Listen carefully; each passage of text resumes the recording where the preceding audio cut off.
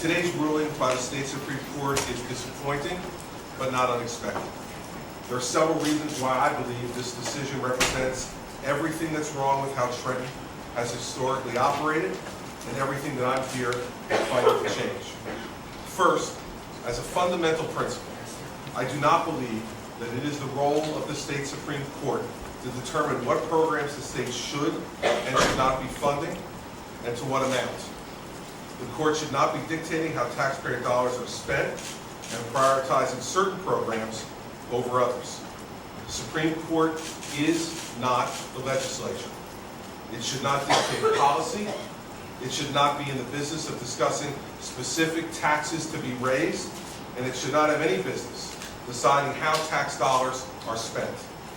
A number of the members of the current Supreme Court agreed with that very position in today's decision. Those responsible for making decisions regarding how money is raised through taxes and how it is spent by government are those elected by the people and ultimately held accountable by the people.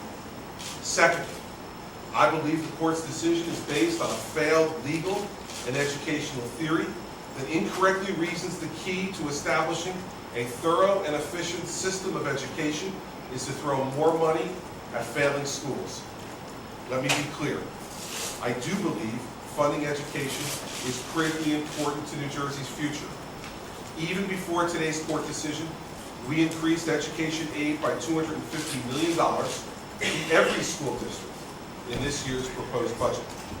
But we must also acknowledge that money does not equal quality results.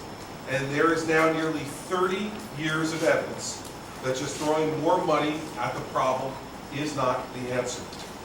We should be getting better results with the taxpayer money we already spend, and we aren't, which means changing the educational system goes beyond dollars and cents.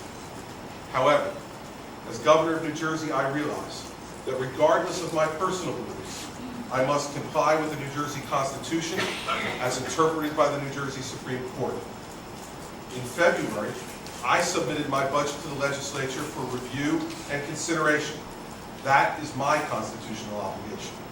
Now the legislature has until June 30th to fulfill its constitutional obligation to pass a final budget.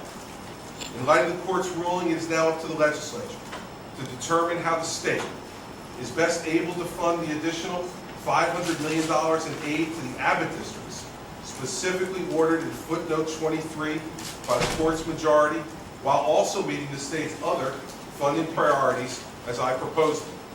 I have complete confidence that the legislature understands its unique constitutional obligation to send a balanced budget to the governor by June 30th. I am also confident that the legislature understands its independent constitutional obligation to comply with the Supreme Court's order in whatever budget they send to me for my consideration by the June 30th deadline. I fully expect the legislature will send me, in a timely manner for my review and consideration, a constitutionally balanced budget that includes how the court's order will be met. My principle remains the same. New Jersey has some of the highest taxes in America. New Jerseyans are already incredibly overtaxed. Therefore, as I've repeatedly stated, I do not believe raising taxes is the answer. That has not changed.